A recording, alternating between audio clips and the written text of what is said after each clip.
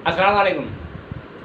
मोहम्मद सिद्दीक मिटवर बाबा आला मौजूद 12 इमाम 14 मैसूम पान नंबर 17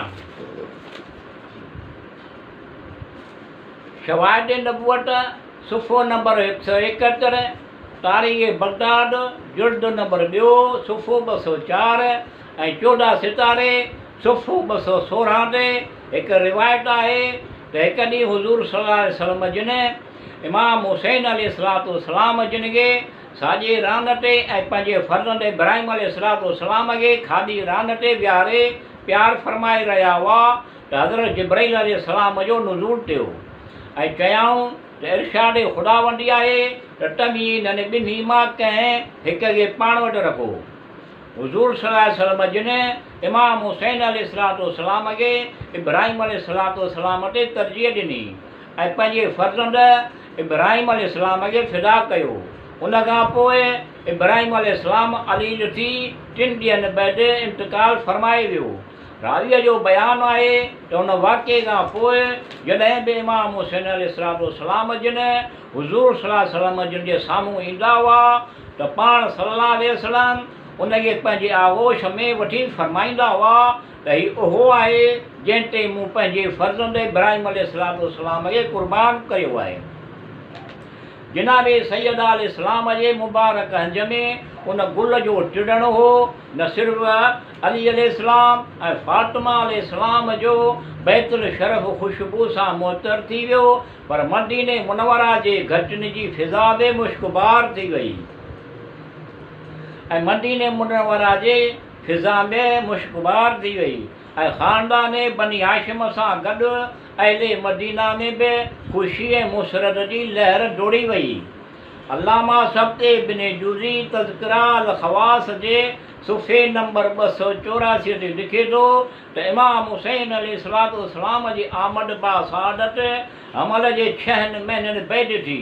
इहा ख़ुसूसियत ऐं फ़ज़ीलत काइनात में सिर्फ़ु 3 हस्तनि हज़रत यहया अलैहिस्सलाम बिन ज़करिया अलैहिस्सलाम, हज़रत ईसा अलैहिस्सलाम बिन्त मरियम अलैहिस्सलाम ऐं हुसैन अलैहिस्सलाम बिन अली अलैहिस्सलाम खे हासिल थी आहे। जलाल उयून जुल्द नंबर 2 सुफ़ो नंबर 50 ऐं लवाजिल अख़रान जुल्द नंबर 1 सुफ़ो नंबर 104 ते बीबी सफ़िया बिन्त अब्दुल मुत्तलिब अलैहिस्सलाम खां रिवायत आहे त इमाम हुसैन अलैहिस्सलाम जी आमद बा सआदत थी त आउं मौजूदु हुयसि। हुज़ूर सल्लल्लाहु अलैहि वसल्लम जिन तशरीफ़ फरमा ॾिया ऐं फरमायाऊं त ए पुठी मुंहिंजे फर्ज़ंद मुंहिंजो फर्ज़ंदो मूंखे आणे ॾियो।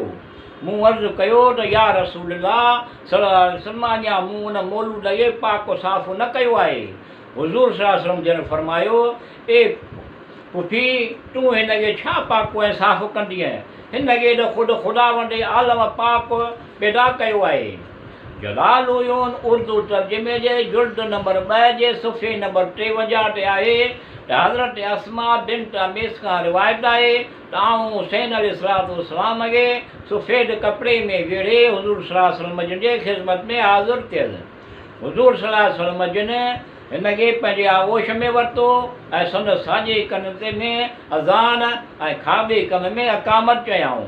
वक़्त में ख़ुदा संदन नालो हुसैन अलैहिस्सलाम रखियाऊं ऐं 7 ॾींहंनि खां पोइ संदन अक़ीक़ो करणु फरमायाऊं।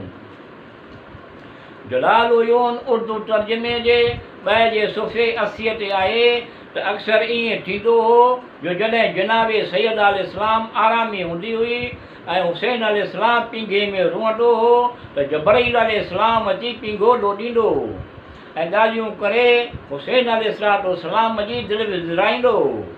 जॾहिं जनाबे सैयद अलैहिस्सलाम सुजाग थींदी हुई त अक्सर हुसैन अलैहिस्सलाम जो पींघो ॾुॾंदे ॾिसंदी हुई। जनाब सैयद अलैहिस्सलाम इहो ज़िक्र हुज़ूर सल्लल्लाहु अलैहि वसल्लम जिन सां कयो त हुज़ूर सल्लल्लाहु अलैहि वसल्लम जिन फरमायो त इहो पींघो जिब्राईल अलैहिस्सलाम अची ॾोॾींदो आहे। किताब रोज़तुल शुदा गनीतल तालिबीन जे हवालनि सां किताब 14 सितारे जो मुसनफ़ पंहिंजे तनसीब जे सुफ़े नंबर 215 ते लिखे थो त इमाम हुसैन अलैहिस्सलाम जी आमद बा सआदत जे मुबारक बाद ॾियण लाइ हज़रत जिब्रील अलैहिस्सलाम लातइदाद फ़रिश्तनि सां गॾु ज़मीन तरफ़ अची रहियो त खेसि हिकु अहिड़ो फ़रिश्तो नज़र आयो जेको ज़मीन ते ज़ार वक़्तार रोई रहियो त आऊं इहो ई फितरस फ़रिश्तो आहियां जेको आसमान ते 70,000 फ़रिश्तनि जी क़यादत कंदो हुयुसि। मूं मर्ज़ीअ महबूद खे सम्झण में कुझु देरि कई जंहिं करे मुंहिंजा पर ऐं वार सड़ी विया। हिन सज़ा में मुब्तला आहियां। जिब्रील अलैहिस्सलाम हिन खे ॿुधायो त नबी आख़िरी ज़मा हज़रत मुहम्मद मुस्तफ़ा सल्लल्लाहु अलैहि वसल्लम जे घर में हिकु फ़र्ज़ंद जी आमद बासादत थी आहे जंहिंजो नालो हुसैन अलैहिस्सलाम आहे। आऊं ख़ुदा ताला जे पारां उन जी मुबारकबाद ॾियणु पियो वञा। फितरत अर्ज़ु कयो त ऐं जिब्रील अलैहिस्सलाम ख़ुदा जे वास्ते मूंखे बि गॾु वठी हल, मूंखे उन दरवाज़े ताईं शफ़ा ऐं निजात मिली सघे थी। जिब्रील अलैहिस्सलाम फितरत खे वठी उन वक़्तु हुज़ूर सल्लल्लाहु अलैहि वसल्लम जे ख़िदमत में हाज़िर थियो। जॾहिं इमाम हुसैन अलैहिस्सलाम उहो शेर रिसालत सल्लल्लाहु अलैहि वसल्लम में जलवा फ़रोज़ हो। जिब्रील अलैहिस्सलाम पैगाम ख़ुदावंदी पहुचाइण खां पोइ अर्ज़ हाल बयानु कयो। हुज़ूर सल्लल्लाहु अलैहि वसल्लम जन फरमायो त पुत्रस हुसैन अलैहिस्सलाम जे जिस्म सां हस करियो त शफ़ा मिली वेंदी। जिब्रील अलैहिस्सलाम ईअं ई कयो ऐं उन ई वक़्तु फितरस खे शफ़ा मिली ऐं संदसि जिस्म ते साॻिया पर ऐं वार अची विया ऐं उहो ख़ुदा जे हमदो सना कंदो आसमान जे साॼे जाइ ते पहुची संदसि 1000 फ़रिश्तनि जी क़यादत करणु लॻो। एसी ताईं जो इहो ज़मानो बि आयो जॾहिं करबला में इमाम हुसैन अलैहिस्सलाम जी शहादत थी। जॾहिं फितरत खे उन वाक़िए जी ख़बर पई त हिन बारगाह अहदती में अर्ज़ु कयो त मूंखे ज़मीन ते वञी इमाम हुसैन अलैहिस्सलाम जे दुश्मननि सां जंग करण जी इजाज़त ॾिनी वञे। इरशाद ख़ुदावंदी थियो त जंग करण जी का बि ज़रूरत न आहे। तूं 70,000 फ़रिश्तनि खे पाण सां गॾु वठी करबला जे ज़मीन ते हलियो वञ ऐं वञी इमाम हुसैन अलैहिस्सलाम जे क़बर तर ते गिरियो ऐं मातम कर। उन जो सवाबु हुसैन अलैहिस्सलाम जे लाइ रुअंदड़नि खे हुबा कर। इहो हुकुम ख़ुदाबंदी मिलण बैदि फितर 70,000 फ़रिश्तनि सां गॾु करबला जे ज़मीन ते लथो ऐं ता क़यामत ते गिरियाव ज़ारी में मसरूफ़ आहे। लवा जे ऐज़ाम जुल्द अवल सुफ़ो 104 ते उन सां मिलंदड़ जुलंदड़ वाक़ियो हिकु ॿिए फ़रिश्ते सलसलाइल जे हवाले सां बि लिखियो वियो आहे। अल्लामा हुसैन वाहिद काशिफ़ीअ जो हवालनि सां अल्लामा नजमुल हसन करारी पंहिंजे तसनीफ़ 14 सितारे जे सुफ़े नंबर 214 ते लिखे थो त इमाम हुसैन अलैहिस्सलाम जी आमद बा सआदत खां पोइ ख़ालिक़ आलम जिब्रील अलैहिस्सलाम खे हुकुम ॾिनो त ज़मीन ते वञी मुंहिंजे हबीब मुस्तफ़ा सल्लल्लाहु अलैहि वसल्लम जे आमद बा सआदत खां पोइ हुकुम ॾिनो त ज़मीन ते वञी मुंहिंजे हबीब मुस्तफ़ा सल्लल्लाहु अलैहि वसल्लम खे मुंहिंजे तरफ़ां हुसैन अलैहिस्सलाम जे आमद जी मुबारकबाद ऐं गॾोगॾु संदसि शहादत उज़मा खां बि खेनि आगाह करे तहज़ियत अदा करे। जिब्रील अलैहिस्सलाम बाहुक्म ख़ुदा ज़मीन ते वारिद थियो ऐं हुज़ूर सल्लल्लाहु अलैहि वसल्लम जिन वटि हाज़िर थी मुबारकबाद पेश कयाऊं ऐं गॾोगॾु अर्ज़ु कयाऊं ते रब्बे करीम जा हबीब सल्लल्लाहु अलैहि वसल्लम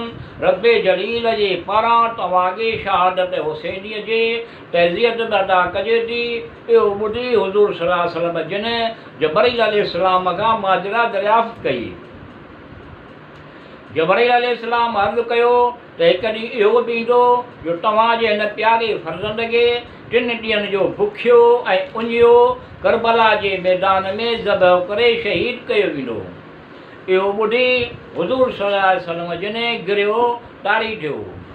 हुज़ूर सल्लल्लाहु अलैहि वसल्लम जिन ते गिरियो तारी थियो। इहो ॾिसी हज़रत अली अलैहिस्सलाम बि रोअण लॻा। ऐं उन ई हाल में घर में दाख़िल थिया त खेनि रूअं ॾे ॾिसी जनाबे सैयद अलैहिस्सलाम जी दिलि बेचैन थी ऐं रूअण जो सबबु दरियाफ़्त कयाऊं।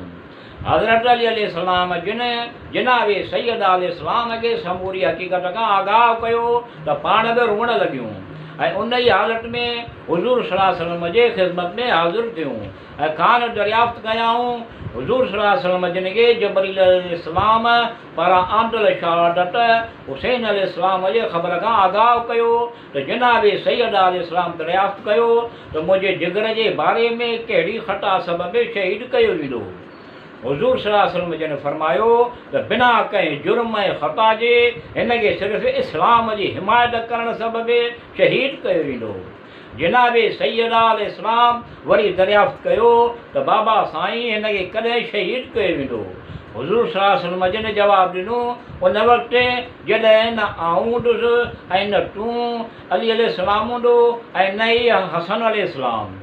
जनाबे सैयदा सुवाल कयो बाबा साईं जॾहिं असां मां को बि न हूंदो त पोइ मुंहिंजे हुसैन ते केरु रूअंदो। हुज़ूर सल्लल्लाहु अलैहि वसल्लम जिन जवाबु ॾिनो त ख़ुदा कुझु अहिड़नि माण्हुनि खे पैदा कंदो रहंदो जिन जा पोड़ा हुन जे पोड़नि ते, जवान हिन जे जवाननि ते, ॿार हिन जे ॿारनि ते ऐं औरतूं हिन जे औरतुनि ते मातम ऐं गिरियो ज़ारी कंदियूं रहंदियूं। आमद बा साल खां पोइ हुसैन अलैहिस्सलाम खे जनाबे रिसालत सल्लल्लाहु अलैहि वसल्लम जे आगोश असमत में रिसालत में ॾिनो वियो ऐं इहा ई आगोश संदनि पहिरियों गहवारो बणी जंहिंमें संदनि परवरिश ऐं तरबियत थी।